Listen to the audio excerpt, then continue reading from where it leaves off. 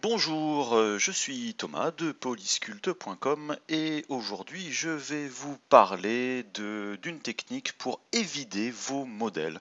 Évider, ça veut dire en fait enlever la matière à l'intérieur de votre objet. En général, l'usage est surtout, on va dire, destiné à l'impression 3D, car quand vous imprimez, vous avez besoin de matière physique. Cette matière coûte de l'argent, donc au moins vous en avez. Et en général, moins ça coûte cher. Alors après, ça dépend des prestataires d'impression qui vont faire payer qu'à la taille de la boîte englobante incluant votre objet. D'autres, effectivement, font payer au volume. Ça peut être un mix de l'ensemble. Mais lorsque vous imprimez vous-même vos objets, ce qui est mon cas, la matière première peut coûter cher, surtout si c'est de la résine. Donc là, j'ai un objet qui est à peu près en haute résolution, qui fait donc 3 millions de polygones. Un peu de choses près. Alors je précise quand même, l'impression 3D, donc voilà, dans ce cas, a tendance à manger du détail. Alors ça veut dire que 3 millions de polygones, j'ai beaucoup plus d'informations que ce que sera capable d'imprimer de toute façon mon imprimante. Alors bien sûr, sauf si votre objet est très très grand. Et puis aussi, ça sert à rien d'envoyer beaucoup d'informations, enfin plus que nécessaire. Donc là, je vais vider le modèle, mais surtout après, je vais aussi faire une décimation. Donc dans cette vidéo, on va voir plusieurs choses. On va voir donc l'évidage du modèle, on va voir après l'optimisation pour l'impression 3D et l'export qui va derrière. Sachant que l'export va rentrer en compte. Car pourquoi? Ce modèle-là a donc une taille donnée, une taille dans ZBrush. Je vous la montre pour comment on fait pour voir la taille dans ZBrush. Je prends transpose en passant en mode move, je fais un clic glissé, voilà à peu près, et entre ce point ici et ce point là, à l'heure actuelle, mon objet fait 1084 et des brouettes unités. L'unité ne veut pas dire grand chose, on pourrait mettre millimètres, pouces, etc. Mais dans le cas de l'impression 3D, c'est pareil, il faut aussi parler de valeurs réelles. Alors bien évidemment, les logiciels de gestion d'impression 3D ou quoi que ce soit, on peut redimensionner. Mais pourquoi je parle de dimension? Car quand vous allez générer l'épaisseur de votre modèle, on va faire ici sur ce modèle-là un trou en dessous, car lorsqu'on veut vider, il faut une épaisseur, mais il faut que la matière à l'intérieur, vous puissiez, on va dire, l'évacuer, que ce soit pour le poids de la matière, etc. etc. Donc, on va devoir évider, faire cette ouverture, mais il faut que cette épaisseur interne qu'on va faire au niveau du modèle, il faut qu'elle ait une valeur qui soit cohérente. On ne va pas pouvoir faire une valeur qui va faire 1 micron, par exemple, d'épaisseur, car votre imprimante soit ne sera pas capable d'imprimer ça, ou votre objet sera malheureusement beaucoup trop fragile. Donc ça, c'est un premier point. L'autre point aussi, bien sûr, si vous mettez une épaisseur beaucoup trop épaisse, vous allez utiliser beaucoup trop de matière. Voilà, donc c'est vraiment deux points qui sont à prendre en considération. Toutefois, un petit détail, ZBrush, quand on va voir l'opération donc des vidages avec le Dynamesh, cette fonction-là est assez intelligente car ça va enlever la matière que si on peut l'enlever. Si votre objet est très fin, par exemple des doigts, vous demandez une épaisseur qui est plus épaisse que le diamètre de vos doigts, et bien ZBrush ne va pas évider l'intérieur de vos doigts, tout simplement. Ça va rester plein. ZBrush va évider que si on peut évider et que si la valeur d'épaisseur est cohérente par rapport à cette fonction d'évidage. Alors, trêve de blabla. Donc maintenant, première étape, voilà, mon objet a une taille donnée. Il faut que je donne une taille plus réel par rapport au monde physique. Par exemple, moi, mon bac d'impression fait 16,5 cm de hauteur maximum. Je voudrais faire une impression à peu près de 12 cm. Je dis bien à peu près parce que là, je fais quelque chose de à peu près visuel, pas très important. Donc pour faire ça, je vais devoir tricher. Et oui, je parle de triche parce que ZBrush, malheureusement, nativement, ne gère pas des changements d'échelle avec des valeurs, on va dire, réelles. Par exemple, dire je vais faire 12 cm de hauteur. Pour ça, il faut passer par le plugin, je vais le mettre sur le côté ici, qui s'appelle 3D Print Exporter. 3D Print Exporter, lui, permet justement de redimensionner les objets. Alors, pour faire simple, je vais faire Update Size Ratio. À ce moment-là, voilà, donc le plugin détecte les valeurs de mon modèle et me les met directement donc alors, en valeur en pouces. Voilà, donc mon objet fait 11 pouces de hauteur par 9 et des boîtes. Allez, je peux passer en millimètres. Faut remarquer que j'ai pas les mêmes valeurs. Hein. Donc vous pouvez refaire si vous voulez le date size ratio. Voilà, il va vous le mettre vraiment aux bonnes valeurs. Ça c'est un petit peu le petit truc à savoir. Dès que vous passez en changement d'unité, faites un update size ratio. Update size ratio simplement ça met à jour, ça détecte la taille de votre objet et voilà donc mettre les bonnes valeurs. Je précise toutefois que si vous faites un update size ratio sur un modèle qui a été importé d'un autre logiciel qui a des bonnes valeurs de cotation, ZBrush va récupérer ces valeurs-là. Donc ce qui est important à savoir, quand vous avez un objet qui a une taille donnée dans un logiciel, on va le voir juste après, quand vous exportez votre objet avec par exemple à faire 10 par 10 par 10, et ben dans ZBrush, quand vous allez l'importer, sans passer par 3D Print Exporter, votre objet fera toujours 10 par 10 par 10. Peu importe l'unité, mais ça fera 10 par 10 par 10. Donc même si ZBrush a du mal entre guillemets à gérer ces valeurs-là, en interne bien sûr il garde ces valeurs. Donc là, voilà, c'est à peu près la taille de mon modèle. Moi, ce que je voudrais, c'est que verticalement, parce que c'est Y l'axe vertical dans ZBrush, que mon objet donc fasse 120 mm, tout simplement que ce soit 12 cm. Voilà. Et là, je vais faire un export en OBJ. ZBrush me demande de l'enregistrer, donc je vais mettre sur mon bureau, voilà, hop, Vénus, et j'enregistre. Voilà. Donc, après quelques secondes d'exportation, mon disque dur est en train de redémarrer. Donc 3D Print Exporter va vous dire que le modèle a été, correctement exporté.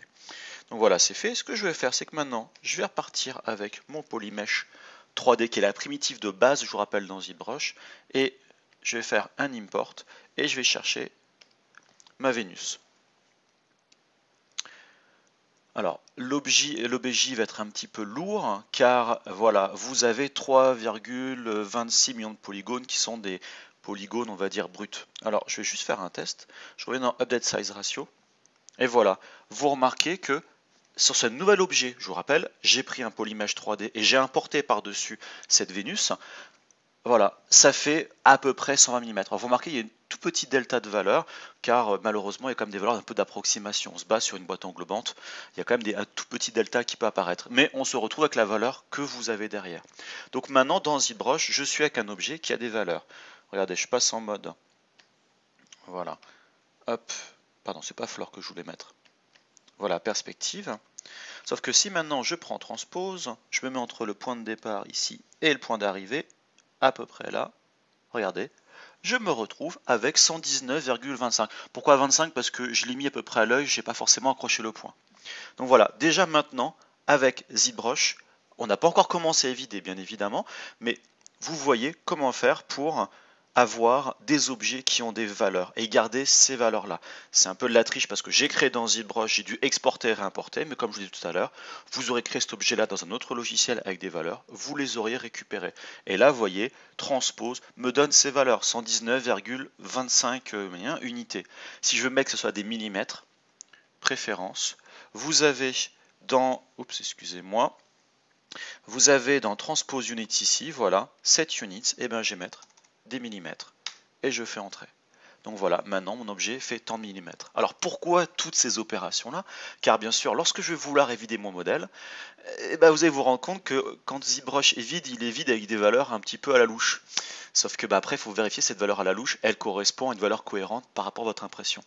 Donc dans mon cas, moi, je vais vider mon modèle par exemple de à peu près 3 mm, 3-4 mm. Donc je vais devoir vérifier ça comme valeur. Donc maintenant mon objet a été calibré. Alors hop, je vais fermer mes plugins. Je reviens en mode donc Draw.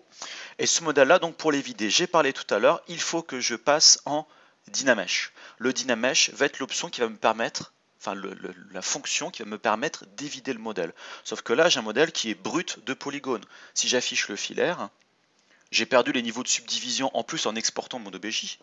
Sauf que là, mes niveaux de subdivision, j'en ai un peu rien à faire honnêtement. Car pour l'impression 3D, on veut que des polygones. Donc voilà, je reviens ici, je mets ma perspective parce que j'aime bien ma perspective. Voilà, alors, première étape, toujours, quand vous allez faire des opérations de conversion de modèle, et après éventuellement récupérer vos détails, pourquoi? Parce que le Dynamesh mange les détails vu qu'on perd de la qualité, il faut toujours faire une copie de votre modèle. CTRL majuscule D, ou commande majuscule D. Excusez-moi, j'oubliais, c'est que j'ai Camtasia que j'enregistre pour la vidéo qui fait qui utilise le même raccourci clavier. Donc je peux faire CTRL majuscule D, vous avez duplicate ici. Vous voyez, si vous survolez le bouton, vous aurez l'information duplicate tout avec le raccourci clavier CTRL majuscule D. Donc je clique dessus. Voilà, j'ai ma Vénus en copie, je la masque complètement comme ça, je ne suis pas dérangé par cet objet temporaire. Et maintenant, Passage au Dynamesh. Le Dynamesh trouve dans la palette tout le géométrie. Vous n'avez pas que les polish ici, mais Dynamesh juste en dessous. Voilà qui se trouve là. Alors le Dynamesh, il y a différentes fonctions. Je ne vais pas rentrer faire un cours sur le Dynamesh car j'en parle dans de nombreuses vidéos. Dans les options déjà, je vais enlever la projection. Dans l'immédiat, si je perds du détail au niveau de la finition de mon modèle, c'est pas grave car par la suite je vais reprojeter ces détails là. Alors, le Dynamesh, vous avez une notion de résolution. Plus la résolution est faible, plus votre objet va être en basse résolution. Bon, vous aurez polygone, plus vous aurez de détails. Alors, déjà, ce que je vous conseille, c'est que là, j'ai changé la taille. ZBrush et le Dynamesh sont assez sensibles à la taille globale de votre modèle. Donc ça vaut le coup de faire un coup de Dynamesh, tel quel, avec la résolution par défaut, et voir la résolution que je vais avoir. Donc vous voyez, je suis passé à un modèle qui fait 30 927 points, à peu près polygones. Donc si on regarde bien, j'ai à peu près toute la forme globale de mon modèle, mais j'ai quand même perdu beaucoup de détails. Alors je vous disais, on va récupérer les détails. Sauf que plus je perds de détails et plus la projection par la suite des détails fins sur ce nouveau modèle risque d'être problématique. Donc je vais annuler, je vais augmenter la valeur, pas trop, à peu près aller 3 fois la valeur, à peu près la louche, pour voir ce que ça donne. Voilà, donc là maintenant, je me retrouve avec un modèle qui fait 200 000 polygones, ce qui n'est pas trop, mais justement à ce niveau-là, voilà, si on regarde bien, j'ai à peu près tous les gros détails. J'ai perdu la finesse détail, mais ça c'est pas grave.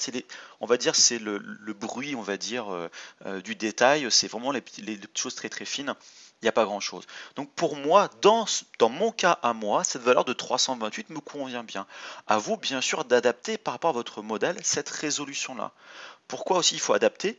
Parce que là, si vous regardez bien, ce modèle-là, il est facile. Je n'ai pas des petits détails fins qui peuvent être mangés par le Dynamesh. Exemple, des doigts ou une arme très très fine. Donc l'Dynamesh est sensible à ça. Il sera peut-être nécessaire d'augmenter la résolution juste pour être sûr que vous n'allez pas perdre des formes, tout simplement. Voilà, donc dans le cas de cette Vénus, il n'y a pas de problème. Donc voilà, j'ai mon Dynamesh, ma forme est créée, et maintenant, je vais pouvoir passer à l'étape des vidages du modèle. Comment ça marche? C'est vraiment très très simple. Je vais mettre en dessous, je vais faire une ouverture, voilà à peu près, donc sur la partie ici en dessous du buste, qui ne me sert à rien, qui ne sera pas visible. Voilà. Alors, pour faire cette opération-là, je vais chercher une brosse de type insertion, une brosse de type mesh insert. Je vais, alors, oups, excusez-moi, c'est pas ce que je voulais faire. B, j'appuie sur I comme insert et là je toutes mes brosses d'insert. Je vous invite à prendre dans le cas présent la brosse d'insertion de cylindre qui se trouve ici. Attention, vous avez deux cylindres, insert cylinder et le H cylinder. Le H cylinder il est ouvert. C'est pour le mesh fusion notamment que c'est utile. Donc là c'est vraiment le cylindre fermé. Voilà. Car je vous rappelle, pour l'impression 3D tout du moins, on travaille avec des volumes, pas des surfaces. Et je vais appuyer sur ma touche Alt pour dire que je vais faire une insertion négative. Vous remarquez, si je fais ça, je me retrouve ici avec un cylindre avec les normales inversées. Ce n'est pas un bug d'affichage, c'est pour montrer que votre modèle, justement, on va dire, enfin, l'objet est inséré est en négatif. Personnellement, je déteste cet affichage-là, donc puisque je trouve qu'on n'y voit rien, les normales inversées, on rate de l'information. Donc dans Tool, tout en bas, vous avez Display Properties, et là vous cliquez sur Double. Ça affiche en double face. Et vous remarquez au passage qu'en étant passé en double face, je me rends compte que j'ai cette partie du cylindre qui arrive au niveau du modèle. Forcément, il faut éviter. Alors, ce cylindre-là, je précise, je peux donc le déplacer. Pourquoi? Car quand j'ai fait une insertion avec l'objet en négatif, cette insertion-là masque tous les autres objets. Donc je peux travailler que sur celui-là et pas sur le reste. Toujours en Move, je vais faire voilà, une échelle à peu près non uniforme. Je fais ça vraiment visuellement parce que le but pour moi, c'est d'éviter mon modèle. C'est pas de faire forcément quelque chose de parfait ou joli. Je vais faire une ouverture, donc je suis en mode Move. C'est pareil, j'explique pas transpose. La seule chose, c'est être sûr que voilà, je ne vais pas dépasser à droite ou à gauche. Donc vous remarquez que le mode transparence ne fait rien pour vérifier votre modèle. Pourquoi? Car vous êtes sur le même subtool. Le mode transparence pour différents subtools. Donc voilà. Donc n'hésitez pas à regarder, tourner autour, être sûr qu'il n'y ait pas d'interaction. Donc ce modèle-là, maintenant qu'il est inséré, pourquoi je l'insère en négatif? Car je vais dire à ZBrush maintenant, enlève-moi ce modèle-là et évite-moi le modèle à l'intérieur. Il faut lui donner quelque chose de négatif pour creuser à l'intérieur. C'est un point de départ. Alors peu importe l'épaisseur, je pourrais très bien le mettre, vous voyez mon ouverture est ici, je peux le mettre ici, pas besoin de le mettre forcément à l'intérieur, c'est juste pour indiquer à ZBrush qu'on a une ouverture. Voilà, donc moi ça me paraît bien ici, il n'y a pas de problème. Alors, avant d'aller plus loin, je repasse en mode draw. Maintenant, pour cette opération d'évidage, c'est la fonction qui s'appelle createShell, qui se trouve ici, avec un paramètre à côté de thickness. Thickness, c'est l'épaisseur en anglais. Plus cette valeur de thickness va être importante, plus l'épaisseur que vous allez générer va être importante. Alors, avant de faire ça, ce qui est important, c'est que vous cliquez sur Cloud Thickness, il ne se passe rien. Pourquoi? Parce que c'est marqué en haut. Le masque doit être effacé avant d'utiliser le Dynamesh. Donc pour effacer le masque, CTRL, clic glisser. Voilà, donc là j'ai un modèle qui est prêt à être dynaméché. C'est un mot très français, même pas anglais du tout. Donc voilà, donc si maintenant je fais un create shell avec cette valeur là par défaut, donc je laisse par défaut. De toute façon, je ne vous cache pas, ça ne sert à rien de changer les valeurs par défaut, car en fonction d'un modèle pour un autre, on n'a aucune idée de valeur. Vous voyez, la valeur va de 4 à 128. C'est même pas une valeur en pourcentage, c'est une valeur, me demandez pas comment elle est calculée, enfin comment elle est définie, elle est bornée, je n'en sais rien. Donc, create shell, et là ZBrush va calculer. Alors il calcule de façon plus ou moins rapide, ça dépend de la complexité de votre modèle et surtout on va dire du nombre de polygones que vous allez avoir. Aussi l'intérêt d'avoir un Dynamesh relativement faible, c'est que vous aurez un calcul beaucoup plus rapide et beaucoup moins lourd. Donc vous remarquez maintenant, voilà ZBrush, qu'est-ce qu'il a fait? Il a évidé le modèle, il m'a fait une ouverture où j'avais mon cylindre déformé et il m'a creusé l'intérieur. Vous remarquez, alors c'est creusé de façon assez vulgaire. C'est tout simplement du voxel, ce qu'utilise ZBrush pour le Dynamesh. Voilà, du voxel hein, qui est voilà, vraiment creusé, on voit vraiment le côté très cubique, qui n'est pas lissé. De toute façon, c'est pour évider. C'est pas qu'une épaisseur constante, hein, c'est vraiment l'évidage du modèle. C'est fait pour ce but-là. Voilà, c'est fait rapidement. Mais peu importe, le but c'est de, voilà, de vider le modèle. Vous pouvez regarder tout autour si vous voulez. Normalement, il y a zéro trou, zéro problème. Donc voilà, je suis au niveau de l'évidage. Par contre, ce qu'il faudrait que je sache, c'est quelle épaisseur ça m'a évidé. Alors, c'est pas très épais pour moi. Je pense que, hop, voilà, excusez-moi, j'ai le projet qui s'est enregistré. Pour moi, ça va être relativement, je pense, bon en taille. Donc, je passe à Move, et là, je vais pouvoir directement prendre Transpose et calculer à peu près donc ma distance. Vous voyez, là, j'ai 1,41 mm. Et bien pour moi, c'est pas assez, tout simplement. Il faudrait que j'augmente cette valeur à peu près de 2. Je suis un peu au-dessus. Alors c'est pareil, transpose, c'est pas très évident de mesurer des distances parce que ça snap sur tous les points. Là, c'est tendance à partir derrière. En fait, ce qu'il faudrait, c'est que je sois, vous voyez, à l'intérieur pour taper sur le vide. Comment je peux faire ça? Eh bien, regardez, vous prenez une partie du modèle qui se trouve là, hop là, et maintenant, vous n'êtes plus dérangé, vous pouvez directement snapper sur votre modèle. Donc voilà, j'ai 1,16. Pour moi, l'épaisseur est beaucoup trop fine par rapport à mon modèle. Alors, je ne vous cache pas que mon imprimante, elle pourra imprimer sans aucun problème. Car mon imprimante, l'épaisseur minimum, c'est 300 microns. Donc je n'ai pas de problème d'épaisseur. Mais je préfère avoir une rigidité un peu plus importante au niveau de mon modèle. Alors je vais monter un petit peu la valeur. Je vous dis 3 mm, ça devrait à peu près aller. Donc j'annule mes opérations, CTRL Z une fois, CTRL Z une deuxième fois. Et donc là, cette thickness, je vais la passer, aller à 6. Je vais faire un create shell une deuxième fois. Voilà, mon calcul est fait. Comme tout à l'heure, eh ben, je vais masquer une partie. C'est juste pour mesurer, hein, c'est vraiment temporaire. Bon, allez, si ça fait un peu plus, c'est pas très grave, mais voilà. Là, j'ai 1,70, un petit peu plus parce que ma valeur d'à peu près là. C'est le problème de ZBrush, vous voyez, c'est la mesure. Voilà, je suis à 2 mm. Allez, dans mon cas, ça devrait aller au niveau du modèle. D'ailleurs, honnêtement, j'ai l'impression que ça fait un peu plus de 2 mm, hein, vu la taille du modèle. C'est pareil, pensez aussi, faites pas comme moi, enlevez la perspective. Ouais, je suis bien à 118. Voilà. Donc je vais rester comme ça dans ma valeur. On va dire de toute façon, on pourrait, à vous de modifier les valeurs, bien évidemment. Je n'ai pas resté à refaire l'opération. Donc vous voyez, c'est vraiment subtil. Il faut vraiment tester et tâtonner, utiliser transpose que vous aurez calibré derrière. Alors maintenant que mon modèle est évidé, je vais quand même faire éventuellement quelque chose qui n'est pas très sérieux sur un modèle comme ça, c'est que je vais faire un trou ici dans chaque oreille. Alors c'est un petit truc, que je donne en plus par rapport à l'impression 3D, c'est que quand vous allez évider votre modèle, la matière, il faut l'enlever. En fonction de l'impression, il faut avoir un trou pour que la matière, on va dire, ait un écoulement, que ça ne fasse pas tout simplement comme, comment dire, je sais pas comment dire, je connais pas le terme technique, pour être sûr voilà, qu'il y a un écoulement et que voilà, il y a un passage d'air simplement pour votre modèle. Donc là, je vais insérer, hop, voilà, un cylindre que je vais transformer. Voilà, hop, transpose. Alors transpose, moi il est mal mis, je vais recliquer ici, voilà. Je vous dis, il n'y a rien d'obligatoire par rapport à ça, c'est juste moi qui a mes petites habitudes de travail, mais ça permet de vous montrer aussi par la suite que transpose. Voilà, je vais faire une échelle. Voilà, move. Hop là. Et si tout se passe bien, si le fait que je l'insère en négatif, j'efface mon masque une fois, une deuxième fois. Alors vous voyez, il ne s'est rien passé parce que mon espèce de cylindre, eh ben, je l'ai fait beaucoup trop court tout simplement. Donc je vais passer en move, hop, je fais un clic bref dessus. Et là, ah mon dieu, j'ai perdu mon masque. Comment je fais pour récupérer mon masque? CTRL, clic bref sur un objet inséré avec transpose, ça vous fait directement un masque. Hop là, j'ai fait une échelle et normalement, si tout se passe bien,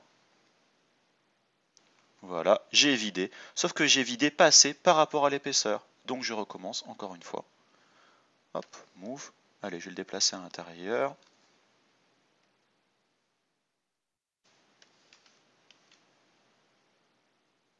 Voilà. Donc là, mon modèle était vidé. Pareil de l'autre côté. Allez, hop, on va faire directement une grande taille. Une fois, deux fois, le modèle était vidé. Alors après, libre à vous de resculpter, voilà, de faire une ouverture, de déplacer. Ça après, je rentre pas là-dedans. Hein. C'est pour montrer vraiment l'exemple du modèle prêt à l'emploi. Mais vous voyez, les vidages se fait vraiment dessus. Et je pense qu'on va peut-être pouvoir voir le trou dans le coin. Je ne sais pas exactement où il est. Bref, donc voilà, mes modèles ont été vidés. J'ai fait mes ouvertures ici. Alors c'est pas forcément le plus joli, hein, mais bon, ça se verra pas sur cette partie-là du modèle. Récupération de détails maintenant, la dernière étape avant l'exportation. C'est pour ça que j'ai gardé mon objet d'origine. Mon objet d'origine, vous vous rappelez, il y avait 3 millions de polygones. Donc j'ai quand même des détails assez fins. Ce que je vais faire, c'est que là, ici, je vais subdiviser mon modèle. CTRL D une fois, deux fois. Voilà, je suis à 5 millions de polygones. J'en ai beaucoup plus que tout à l'heure, mais n'oubliez pas, c'est qu'à l'intérieur du modèle, j'ai aussi donc de la géométrie que je n'avais pas avant. Donc j'ai quand même plus de polygones pour visuellement le même objet. Donc attention à ça. Et un détail que j'ai oublié tout à l'heure, j'y repense maintenant, je voulais vous le dire et ça m'est sorti de la tête. Le Dynamesh, il y a la fonction de projection qui est, si je ne me trompe pas maintenant, activée par défaut. Quand vous faites un Create Shell, désactivez cette projection, sinon vous aurez beaucoup d'artefacts de projection partout sur le modèle. Donc surtout, Create Shell, désactivez la projection. Voilà, c'est super important, sachant qu'en plus cette projection pour nous va être inutile, parce qu'on va la refaire par la suite, et en plus, quand on met à jour le Dynamesh, la projection augmente énormément le temps de calcul du Dynamesh. Donc voilà, petit détail. Donc maintenant je suis ici, voilà, et je vais pouvoir afficher en dessous l'objet qui a tous les détails d'origine, qui va me servir à recevoir la projection sur ce modèle sélectionné qui est le Dynamesh. Le Dynamesh est en haut, je vais le renommer comme ça, hop, Dynamesh. Voilà, et en dessous, je vais l'appeler original. Voilà, donc je suis sur mon Dynamesh que j'ai subdivisé. La projection, vous l'avez ici dans Project, tout simplement. Alors attention, la projection, je ne rentre pas dans les paramètres, mais il y a quand même une glissière qui est très importante, qui est la valeur distance. C'est cette valeur qui va détecter, en fonction de la surface à déplacer, une distance donnée. Ça parcourt la distance de 0,2, je crois que ça va jusqu'à voilà 1 en fait, c'est près 1%. Hein. Donc 0,2, à peu de choses près. 0,2, ça va calculer à peu près 2% de la distance du modèle. Si ça rencontre un objet en contact, un autre subtool, hop, ça va se projeter sur cette subtool-là. Si en parcourant 0,2, il ne se passe rien, enfin, ça ne rencontre rien, la projection à cet endroit-là ne sera pas faite. Donc si des fois vous avez des espèces d'aplats qui apparaissent lors d'une projection, c'est parce que cette valeur de distance n'est pas assez importante. Donc je la remets à 0,2 et je vais faire ma projection. Et là, éventuellement, vous pouvez attendre un petit peu, car en fonction de votre modèle, ça peut prendre plus ou moins de temps, et surtout en fonction de votre machine. Donc le petit blabla technique en attendant la projection, que je vais sûrement accélérer en vidéo, c'est que bien sûr votre processeur, plus il a de corps dedans, plus c'est rapide. Et je ne vous cache pas, là on voit la différence quand on a des processeurs de type Xeon par rapport à des processeurs de type classique, genre Intel, i7, i5, i3, etc. Et l'i7 est beaucoup mieux. Alors, autre chose aussi, ce que je ne montre pas, là vous remarquez, je suis donc sur Windows. Vous pouvez avoir la même chose sur un Mac, hein, mais spécialement sur Windows, je me retrouve avec le cercle de la mort qui indique que ZBrush est en train de calculer, mais surtout c'est que Windows détecte que l'application est bloquée. Je ne vais pas cliquer, mais si vous cliquez sur ZBrush, ça apparaît en blanc. Touc. Allez, une fois, deux fois, non plus. Voilà ici. Et si je reclique maintenant, il va me dire, hein, ça répond pas. Est-ce qu'il va me le dire ou pas? Alors des fois vous cliquez, ça a marqué, ça ne répond pas. C'est simplement parce que ZBrush prend 100% du processeur, quasiment 100% du processeur, et il ne répond pas aux sollicitations de Windows tout simplement. Donc à la fin de la projection, ça va revenir. Et vous voyez, j'ai même pas eu besoin de couper la vidéo. La projection est terminée. ZBrush a rendu la main et Windows a détecté et l'application n'est pas plantée. Donc attention à ça, c'est une parenthèse, mais quand vous faites des opérations de projection ou des calculs lourds dans ZBrush, Windows peut croire qu'il est planté, il n'est pas planté. Donc laissez un peu une chance à ZBrush de voir s'il calcule. Si ZBrush met 100% de CPU, il calcule. Si ZBrush met par exemple 13% de CPU comme toutes les applications, en général, c'est mauvais signe. Là par contre, c'est qu'il est planté. Mais ça arrive très rarement sur la projection. Si vous avez un plantage chez ZBrush, vous sortira de ZBrush pour vous dire il y a un problème de mémoire, j'ai pas assez de mémoire pour la projection. Donc voilà, donc mon modèle ici, a priori, a été projeté. Donc je vais faire le tour. Ce que je vais faire, c'est que je vais revenir masquer l'original pour voir mon modèle en Dynamesh. Et je regarde ici, a priori, ma projection a l'air de s'être bien passée partout. J'ai récupéré mon grain, mon détail, mes surfaces lisses. Voilà, ici et là. Alors, après, on peut toujours chipoter sur la projection. Regardez, je vais passer, je vais masquer, hop, ici. Et avec flèche bas, flèche haut, je vais passer d'un subtool à l'autre. Donc voilà, regardez la différence quand même qu'il y a sur mon objet entre celui-là de 3 millions de polygones et le projet 5 millions. Il y a quand même une différence de qualité. Alors, deux choses. La première chose, c'est que vous allez dire 5 millions, on a plus. Mais tout à l'heure, je vous rappelle, j'ai 6 millions, enfin attendez, 5 millions, enfin, il y a 6 millions dessus sur le modèle, sauf que sur les 6 millions, j'ai 3 millions de polygones à l'intérieur et 3 millions de polygones à l'extérieur. Voilà, donc il manque 200 000 polygones. L'autre truc aussi, c'est que quand on a fait le Dynamesh, le nombre de polygones est assez homogène sur tout le modèle, alors que là, sur les yeux, j'en ai besoin de beaucoup plus. Donc, forcément, il va en manquer. C'est aussi un peu le problème, voilà, du Dynamesh. J'aurais pu aussi, et là, on va rentrer dans les subtilités de ZBrush, je ne vais pas vous montrer, c'est qu'une fois le Dynamesh fait avec donc mon épaisseur interne, c'est faire un Z-remesher qui aurait fait un flow de polygones beaucoup plus naturel avant de subdiviser et avant de projeter. C'est une alternative.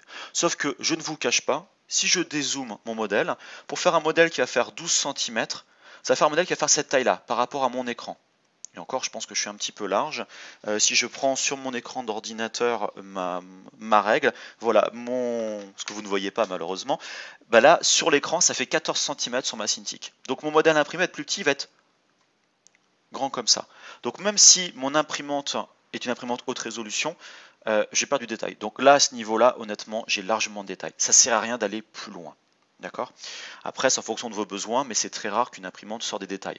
Après, j'aurais imprimé cette Vénus de 20 cm de hauteur. Là, effectivement, j'aurais dû m'arranger pour avoir plus de détails au niveau des yeux, des endroits, on va dire, où il y a des choses qui sont très fines, très marquées. Donc, voilà pour cette opération du Dynamesh. Donc, je me retrouve avec un modèle qui va être évidé. Voilà ici. Alors la petite chose aussi à faire, excusez-moi, oui, j'ai oublié de vous le dire. Voilà, souvent c'est qu'au niveau des ouvertures, la projection, cette partie-là, le modèle n'existait pas. Donc il projette des choses qui n'existent pas, donc il essaie de pousser par rapport à ces 2% la distance. Et a priori, je vais avoir un problème similaire au niveau des oreilles. Donc n'hésitez pas à faire un petit coup de lissage au niveau donc, de votre modèle. Juste lisser les polygones, hein, tout simplement. Oups. Voilà. N'oubliez pas de faire une rotation avec votre clic droit, donc de votre stylet, pour faire une rotation par rapport au dernier point. Donc cliquez et surtout la position de votre curseur. Voilà.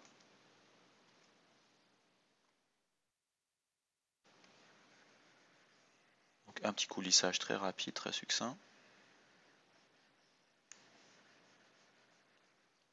Voilà. Et je vais vérifier mes oreilles avant d'exporter. Vous voyez les oreilles, le trou ici.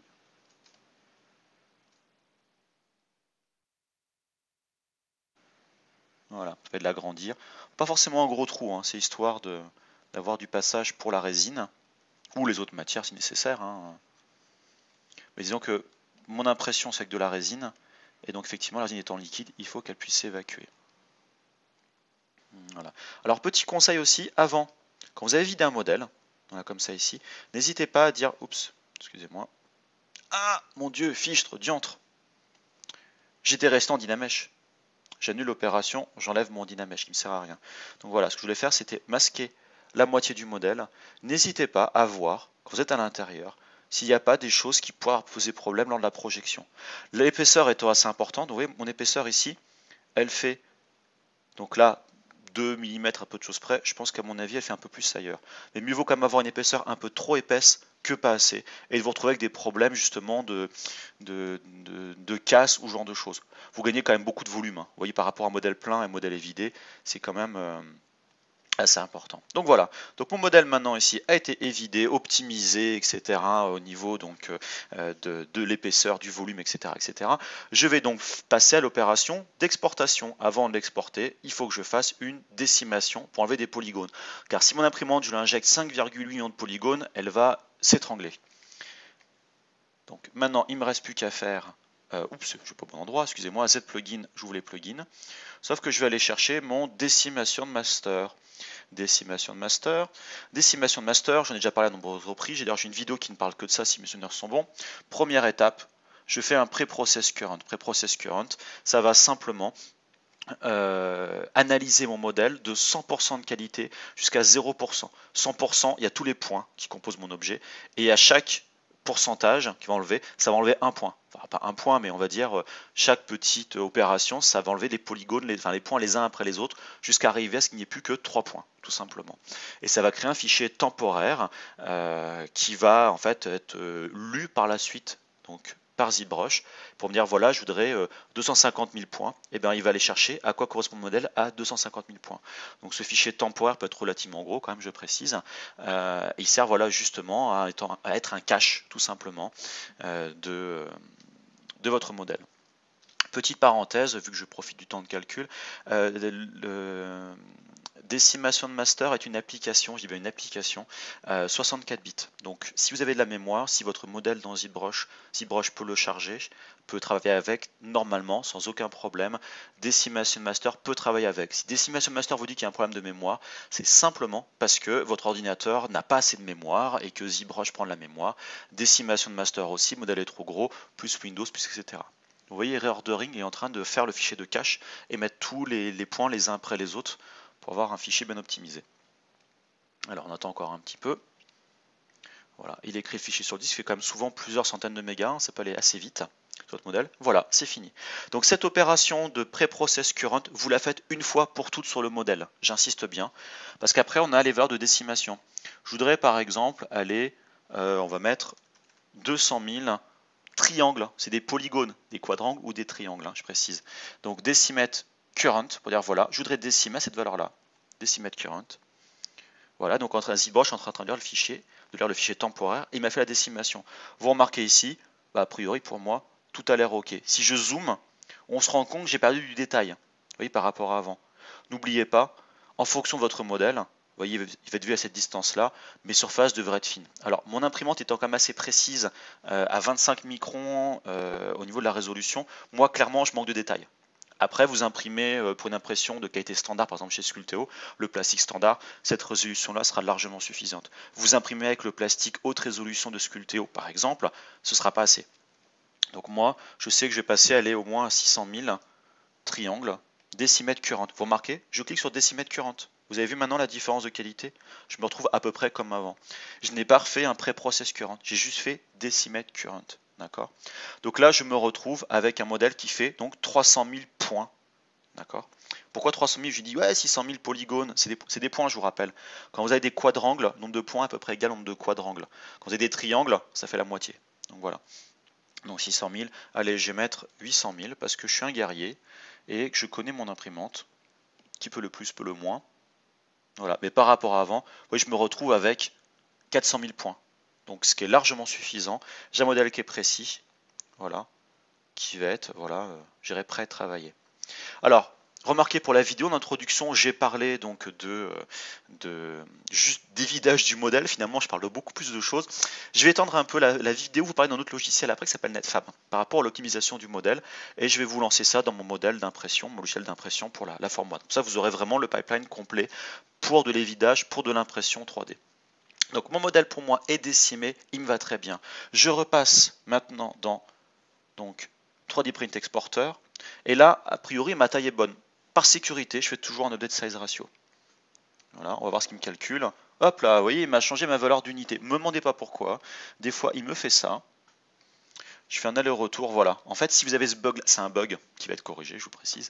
Quand vous passez de inch à millimètre, vous faites un update size ratio, et ZBrush, vous voyez, va vous récupérer la valeur qu'il fallait. Alors, remarquez, il y a un petit delta. Tout à l'heure, c'était 119,99999. Oui, sauf que j'ai vidé le modèle, j'ai dû lisser, et c'est possible qu'il y ait un tout petit décalage des points qui se trouvent là.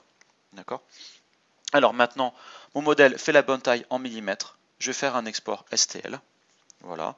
Donc, je vais l'appeler Venus.stl. Donc l'export, vous voyez, était beaucoup plus rapide vu que j'ai beaucoup moins de points. Et j'ai oublié de vous dire, je ne rentre pas là-dedans parce qu'il y a beaucoup d'options, c'est pas le but de cette formation-là. Mais vous avez dans le 3D Print Exporter beaucoup de paramètres. N'hésitez pas à fouiller comment les objets vont être placés par rapport à l'univers, les textures que vous exportez, notamment important si vous exportez vos objets en couleur, pour l'impression couleur, quel format votre texture, parce que du JPEG c'est pas très lourd, le PNG c'est plus lourd, le BMP c'est très lourd, etc. Et ce qu'il faut savoir aussi, c'est que vous pouvez aussi importer, ce que des gens ne savent pas, du STL dans ZBrush grâce à 3D Print Exporter. Voilà, donc ZBrush importe du STL et même du STL en couleur, car il y a différents formats, le format Magic, le format Solid View, qui apportent aussi de la couleur dans le STL. Voilà, fin de la parenthèse. Donc mon modèle est enregistré, exporté donc directement voilà, en STL. Maintenant, il ne me reste plus qu'à passer à donc NetFab qui va me servir à éventuellement nettoyer mon modèle. Si ça se trouve, je n'aurai pas de problème, mais très souvent lorsqu'on fait du Dynamesh, de la projection et par-dessus on fait un coup de décimation qui enlève des points, on peut se trouver avec des problèmes de topologie, de structure du modèle. Et ça, les logiciels d'impression 3D détestent. Donc je vais passer maintenant à NetFab. Alors, ce logiciel, donc NetFab Basic, vous voyez NETFABB Basic, est un logiciel gratuit. Alors, une version Pro qui est payante, mais une version basique est un logiciel qui permet de visualiser des fichiers STL et pas que STL, et aussi les réparer. Donc je disais tout à l'heure, c'est important, il y a des opérations qui, des fois quand vous faites des opérations donc, sur vos modèles, vous vous retrouvez avec des points qui sont par exemple confondus mais pas soudés, des faces non manifoldes, c'est-à-dire une arête qui partage plus de deux faces, il y a des trous, etc. etc. Donc toutes ces choses-là, il faut les corriger. Et c'est une raison très souvent pourquoi vos modèles que vous allez importer, par exemple chez Sculpteo ou d'autres sociétés, Shapeways, etc., vous diront le modèle a des problèmes. Alors certaines sociétés, donc Sculpteo, ont des outils de correction en ligne. Donc en général, c'est corrigé en ligne, mais pas toujours. Donc au moins, avant de vous embêter à uploader le modèle, attendre, etc., à vérifier en ligne, vous pouvez déjà préparer votre modèle directement. Donc pour ça, dans NetFab, en haut, c'est très simple. Il y a un bouton pour charger le modèle. Je prends ma Vénus en STL. Vous remarquez, ça ouvre beaucoup de fichiers, beaucoup de formats différents, donc c'est quand même bon à savoir. J'ouvre derrière. Et je vais me retrouver donc avec mon STL de sélectionner en vert. Et là, bonne nouvelle, mon objet a aucun problème a priori au niveau de sa structure. En gros, il est prêt à être imprimé. Pourquoi je dis ça? Parce que si vous importez un modèle qui a des problèmes, il y a de fortes chances pour que vous ayez, genre dans le coin en bas ici, un signe attention, un triangle avec un point d'exclamation à l'intérieur pour dire il y a des problèmes. Alors, au niveau donc de NetFab, excusez-moi, je rappelle la navigation parce que c'est toujours le truc où voilà, c'est avec le clic droit, c'est toujours les logiciels qui posent problème. Voilà, j'aime pas la navigation dans NetFab, faut avouer. Donc mon modèle a priori semble ok. Bon, la navigation, honnêtement, on s'en fiche, hein. Le tout, c'est de voir un peu les différents problèmes. Donc vous avez effectivement des valeurs, vous voyez, alors lui, c'est l'orientation des axes est différente, hein. Vous voyez, pour le Z, j'ai 120 mm, donc j'ai bien gardé mes valeurs que j'avais à l'exportation. Donc vous voyez, j'insiste bien là-dessus. Surtout, il vous dit, voilà, le volume que ça représente derrière, la surface, etc., etc. Donc ce qui est quand même assez important donc de savoir. Et donc si vous voulez corriger votre modèle, il est sélectionné, il apparaît en vert. Vous avez ici le petit plus qui est le petit plus simplement du signe de réparation. Et donc là, vous avez une espèce de petit module, hein, voilà, le part repair. Part, c'est la partie, enfin l'objet, on va dire, à réparer. Et vous donne des informations. Le nombre de coques, vous avez shell 1, ça tombe bien. All 0. Orientation 0, border edge 0. Donc quand vous êtes tout à 0, c'est que votre modèle il est bien. Mais pour une raison X ou Y, vous avez des problèmes à cet endroit-là de valeur. Vous avez simplement le bouton automatique repair. Vous cliquez dessus. Et là, il vous dit qu'est-ce que vous voulez. Le default repair, en fait, c'est plein de scripts de réparation ou la version simple. Là, vous faites simplement le default repair. Vous cliquez sur execute. Voilà. Alors là, ça prend, vous voyez, il est en train de calculer en dessous, là. Vous voyez, lui aussi il bloque comme ZBrush des fois. Donc voilà. Et là, excusez-moi, je reviens sur le statut. Le statut, il vous le met, alors ça peut changer. Mais surtout, c'est que vous avez aussi les actions. Vous pouvez aussi très bien choisir quelle action vous voulez faire. En général, vous embêtez pas. Vous prenez simplement, je vous dis, ce que j'ai cliqué tout à l'heure, donc le mode automatique. Vous appliquez l'opération. Une fois que c'est fini, vous faites donc appliquer la réparation. Il va vous dire, est-ce que vous voulez enlever l'ancien fichier, donc Vénus, qui est le fichier d'origine, pour le remplacer par le modèle qui est réparé. Bien sûr, vous avez intérêt à faire yes. Donc voilà. Donc votre modèle, il est en train de faire le calcul. Voilà, mon modèle maintenant a été réparé. Donc vous voyez, c'est marqué réparé comme ça ici. Maintenant, il ne reste plus qu'à réexporter votre modèle pour l'ouvrir avec votre logiciel d'impression 3D ou l'exporter. Simplement, vous avez ici export part, c'est le modèle, en tant que fichier STL par exemple, ou OBJ si vous voulez. Moi j'ai exporté du STL, j'ai pas la couleur, et puis voilà. Donc là, Vénus, j'ai l'appelé Vénus 2. Pour moi honnêtement c'est le même modèle, hein, donc ça change pas grand chose.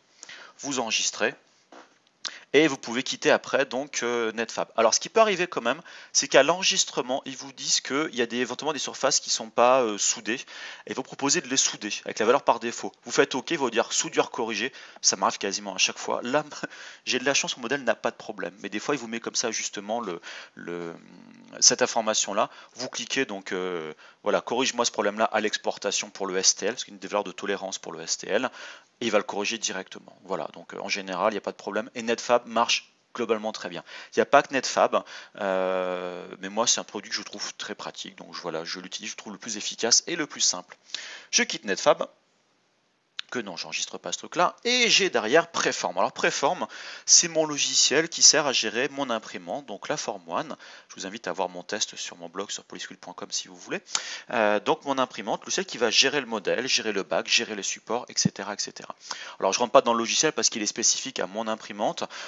Si vous avez MakerWare pour les MakerBots, etc. Enfin, il y a pas mal de solutions qui existent. Donc là, je vais juste faire un import. Donc open plutôt dans ces cas-là. Je vais aller sur mon bureau, je vais récupérer ma Vénus STL que je vais ouvrir. Alors, autre chose aussi, ça dépend des logiciels. Par exemple, donc le logiciel donc Preform, voilà, donc de Formlabs, ce logiciel-là, en fait, il a NetFab intégré. Ce que les gens ne savent pas forcément, c'est que si votre modèle a des problèmes de topologie, ben en fait, ce logiciel-là va être capable de faire appel à NetFab, pas besoin de l'installer, hein, c'est en interne, pour corriger. Sauf que les corrections sont un peu moins efficaces. Je préfère quand même passer par NetFab et voir les problèmes avant, tout simplement. Donc voilà, je me retrouve ici avec mon logiciel, mon modèle, que je vais pouvoir directement donc orienter. Donc alors moi, il y a différentes options, hein, hop, voilà ici, et je me retrouve avec ma Vénus orientée sur modèle. Vous vous rappelez, NetFab parlait du volume tout à l'heure, donc en centimètres cubes, et ben on le retrouve tout simplement ici. Donc j'ai 74,9 ml de résine nécessaire à l'impression de mon modèle. Vous remarquez la taille englobante, j'ai bien mes 120 mm de hauteur que j'ai défini tout à l'heure. Donc vous voyez cette importance de mesure qu'on retrouve dans tous les logiciels. Donc ZBrush, c'est bien les prendre en compte. Donc maintenant, il ne me reste plus qu'à, pour mon logiciel, hop, je sais que je vais tourner un petit peu ici. Voilà, créer les supports. Les supports, c'est ce qui sert à créer donc la connexion avec le back, on va dire la plateforme de construction, mais surtout éviter des problèmes de fabrication ici et là. Donc ça, c'est quasiment obligatoire. Et c'est ce que les vendeurs d'imprimantes ne vous montrent pas, malheureusement. C'est que c'est extrêmement rare d'avoir des impressions qui n'ont pas besoin de support. Donc le support, pourquoi? Parce que il faut renforcer localement des fois le modèle au niveau de l'impression. Mais ces supports-là, si vous laissez le logiciel les faire pour vous, vous allez vous en rendre compte que des fois on a des supports à des endroits qu'on ne veut pas. Et quand on enlève les supports, ces supports, ça laisse des marques, des petits points d'impact qu'il va falloir poncer. Donc ça, c'est des choses qui ne sont pas négligeables. Donc gardez bien ça en mémoire, c'est vraiment super important. En plus, un modèle un peu plus lourd parce que j'ai aussi le modèle qui était vidé. Il va faire des supports aussi à l'intérieur. Vous vous rappelez, j'avais 74 ml de résine. Vous allez vous en rendre compte que rajouter les supports, ça rajoute aussi du volume de résine nécessaire que vous perdez, bien évidemment. Et voilà, donc je me retrouve avec mes supports ici qui ont été générés. Vous voyez, je peux tourner autour. Et Shazam, horreur et putréfaction, j'ai pas d'autre terme, il m'a créé des supports sur le nez, sur la base du menton. Alors, ici, sur la cale sourcilière, bon, l'oreille, c'est pas très grave, les cheveux, c'est pas très grave, mais voilà, ils vont marquer des zones de rouge. Pourquoi? Car quand vous imprimez, c'est le monde réel. Regardez, on a un slicer. Le slicer permet de fait de montrer les tranches du modèle. Donc, je vais arriver au niveau du menton. Voilà, si vous voyez ces parties-là, ça va servir à renforcer, à démarrer. Bon, a priori, je pense pas qu'on en ait besoin. Alors, regardez, au niveau du nez, qui se trouve là, je vais zoomer un petit peu. Voilà. Les supports sont utiles parce que si je commence à créer donc ces couches qui se trouvent là, regardez, on voit l'évolution de l'épaisseur. C'est vraiment l'épaisseur du modèle que vous voyez ici. Si on augmente la valeur, voilà. Le nez A priori, on aurait pu se passer de support. Vous voyez ici, on aurait pu se passer de support. Sauf que le logiciel est forcément très très futé. Donc ça veut dire que quand vous allez créer vos supports avec votre logiciel, peut-être qu'il va être nécessaire à un moment de trouver une orientation un peu plus intelligente. Donc là, en fait, je vais tourner mon modèle un peu plus en arrière, et pour le coucher comme ça ici, et régénérer, excusez-moi, comme ça ici, mes supports. Juste, j'ai oublié de regarder la valeur. Donc je vais régénérer les supports et je vais couper ça à la vidéo, ça sert à rien de rester pendant 3 heures. Sauf que la seule chose, les supports, on peut aussi avoir quelques paramètres. On peut baisser un peu la densité, surtout la taille des points d'impact. Après, des paramètres avancés, on ne rentre pas là-dedans parce que ce n'est pas le but, mais il y a quand même des choses. Et ce point-là est un des points les plus importants sur l'impression 3D qui peut malheureusement générer des impressions ratées ou réussies, bien sûr. Donc voilà, je me retrouve maintenant avec mes nouveaux supports qui ont été générés. Vous remarquez, j'en ai plus sur le visage, c'est quand même la bonne nouvelle. Bon, ceux-là, effectivement, sont assez importants, sont assez visibles. C'est un peu le souci. J'en ai aussi à l'intérieur, ce que vous ne voyez pas forcément. Donc voilà, donc vous avez vraiment le slicer qui arrive vraiment à voir ce qui pousse et surtout ce qu'il faut éviter. Vous voyez, regardez ce qu'on voit là, ici, là. Je vais vous montrer. Donc de l'autre côté. Vous voyez ce qui est ici, le petit cercle là, qui est là? Voilà. Le support, ici, qui était en rang juste avant, permet de faire apparaître la matière qui est ici. S'il n'y aurait pas eu de support, la matière aurait été dans le vide et ça n'aurait pas marché. Donc les supports sont vraiment importants. Et le slicer permet de voir justement la progression des couches qu'imprimait l'imprimante. Et c'est des choses qui apparaissent toutes seules, sans aucun support avant, sans aucune connexion avec des calques précédents, on va dire, d'impression. C'est que vous allez avoir des soucis. Alors je vous cache pas, là c'est pas le but de la vidéo, mais le mieux c'est de faire ces supports soi-même. Je vous cache pas que le support qui est ici, à mon avis, assis là, vous voyez, si on regarde bien ici, voilà. On va voir un cas où on va avoir un problème d'impression. Allez, regardez ici, juste là, vous voyez, j'ai de la résine que l'imprimante va imprimer, sauf qu'elle est, elle est dans rien. Donc en gros, pendant ce 1, 2, 3 calques, ces bouts de résine vont flotter dans le vide et ça va faire un bout d'impression qui ne va pas être bon. Voilà, donc typiquement. Donc ça, c'est des choses, on rentre dans les détails qui sont d'impression 3D, je ne vais pas partir là-dessus, mais voilà, on arrive ici. Et vous remarquez quand même, j'avais tout à l'heure 74 ml de résine. J'en passe avec les supports à 121 ml de résine. C'est quand même pas négligeable. Ça me rajoute quand même 46 euros, enfin 46 ml de résine. C'est quand même une grosse partie quand même, c'est presque un tiers de... Enfin, c'est plus de la moitié de la résine utilisée pour le modèle. Donc voilà, c'est aussi pour ça que éviter le modèle, c'est aussi éviter ce problème-là. Donc voilà, donc j'espère que cette longue vidéo, beaucoup plus longue que je le pensais, honnêtement, je voulais que montrer les vidages et finalement je suis allé beaucoup plus loin. Et vidage, évidemment, enfin je sais pas comment on dit. Voilà, donc on a vraiment vu beaucoup de choses entre la décimation, l'importation, exportation avec des valeurs avec 3D Print Exporter. Donc voilà, ce Dynamesh, cet évidage, les petits trucs derrière. Le nettoyage du modèle quand vous avez nettoyé votre modèle et dans le logiciel pour voir un petit peu ces différents détails-là. Mais c'est super important de, vous voyez tout ce que j'ai montré ici, de prendre en compte ces problématiques-là quand vous allez sculpter vos objets avec ZBrush ou tout autre logiciel, hein, peu importe. Mais c'est vrai que ZBrush est le mieux par rapport à ça. Vous avez vraiment tous les outils pour faire ça. Et c'est aussi une des performances de ZBrush, c'est que ZBrush, voilà, c'est la sculpture, mais aussi on peut faire beaucoup de choses par rapport à l'impression 3D. Là, ce que je ne montre pas, je ferai peut-être une vidéo plus tard, c'est que mes supports pour l'impression, je peux les faire moi-même en faisant quoi? Eh bien en utilisant mes Z-Sphere, qui est un très bon système pour créer vos propres supports.